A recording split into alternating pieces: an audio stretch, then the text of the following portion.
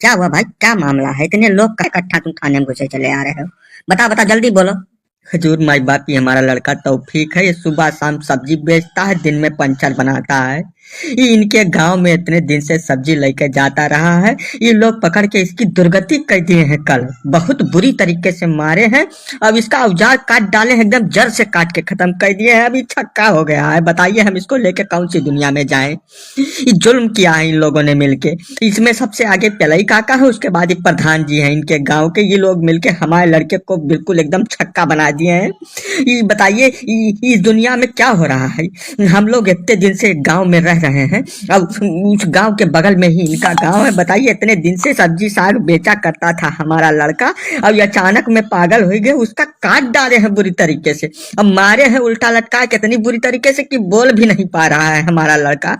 बताइए आप। हाँ हजूर, अब देखो लड़के को क्या बना दिए हैं ये लोग। बताओ, हमारा सबसे बड़ा लड़का यही है, सबसे बड़े लड़के का ये हाल कर दिया। अब इससे शादी कौन करेगा? हम नहीं समझ पा रहे हैं। इन लोगों को सजा मिलना चाहिए।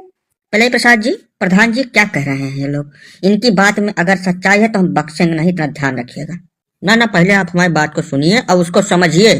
बात को समझने के बाद आप जो एक्शन लेंगे वो हमको मंजूर होगा पूरी तरीके से। ये अपने लड़के का नाम तौफीक बता रहे हैं ना?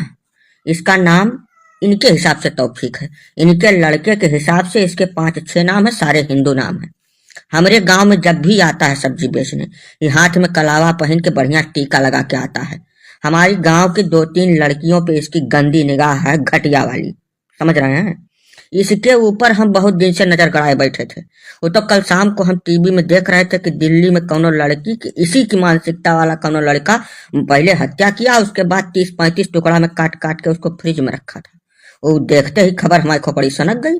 तुरंत हमारी निगाह में ये आवा कि ये भी ऐसा ही कुछ घटना को अंजाम देने के लिए चक्कर लगा रहा है गाँव में।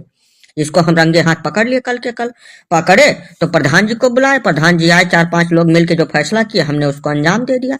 किसी और लड़की की जिंदगी ना खराब करे अपने लाइफ में, इसलिए हमने इसका इसी वक्त पूरी तरीके से एकदम संपूर्ण इलाज कर दिया है। अभी किसी काम के लायक नहीं है। पहले काटे हैं, उसके बाद लोहा गर्म करके बिल्कुल दाग दिए हैं कि दोबारा उस जगह पे कोई और कार्रवाई हो ही ना सके। समझ रहे हैं? अब आप चलिए हमारे गांव में, पहले उन कन्याओं से आपकी हम मुलाकात कराते हैं जो इसके फरेब के चक्कर में इससे बातचीत करने में लगी हुई थी। और ऐसी घटना जब जब होगी, हमारे पूरे गांव की बात कर रहे हैं, तब तब हम यही कार्रवाई करेंगे। यही इनका सटीक इलाज है, इसके अलावा इनका कौनो इलाज नहीं है। नहीं तो हम लोगों की लड़कियां ऐसे मरती रहेंगी। गलत कह रहे हैं हजूर। वो लड़की ना इनकी जात की थी, ना इनके बिरादरी की, ना इनके पड़ोस की। उससे इनका कौनो रिश्ता नहीं है, कौनो लेना देना नहीं है। फिर भी हमें लड़के को मार के छक्का बना दिया है। सलमा भाजी, चुपचाप खड़ी रहो जहाँ खड़ी हो, ठीक है? हमारी जात कुछ नहीं है। जात का नाम तुम लेना मत यहाँ पर। हिंदू की लड़की थी, उसके पीछे ही पड़ा था, बस इतना हम जानते हैं। और ऐसा हम बिल्कुल होने नहीं देंगे। अपनी पूरी ग्राम सभा की बात कर रहे हैं। हमारा सबका ठेका है, ठीक है? जौन बगल के घर में हो रहा है वो हमारे घर में भी हो सकता है, इसलिए ये एक्शन लिया गया है।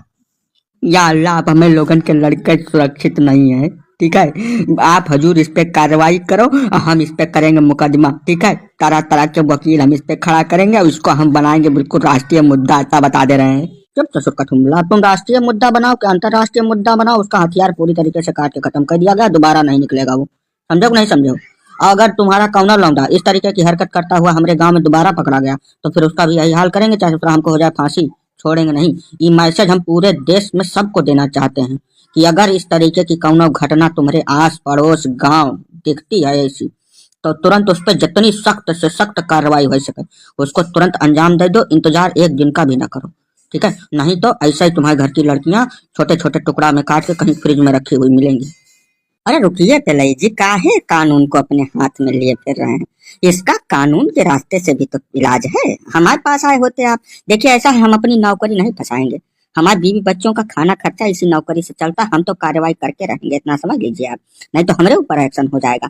हम एक एक चीज की बाकायदा जांच करेंगे, आपके गांव में भी जाएंगे और जो गलत पाया गया उसके खिलाफ हम एक्शन लेंगे। हम ऐसे छोड़ेंगे नहीं इस मामले को। इंस्पेक्टर साहब, ऐसा है कि अगर हम कार्रवाई से डरते तो यहाँ आते नहीं। इसने गलत किया है, उसके बाद भी छाती चौड़ी करके आके थाने में आपके सामने बिना मतलब की पै कर रहा है। तो हम तो सही करके काहे ना आए आपके पास। आप चलिए, जो उचित कार्रवाई हो उसको करिए।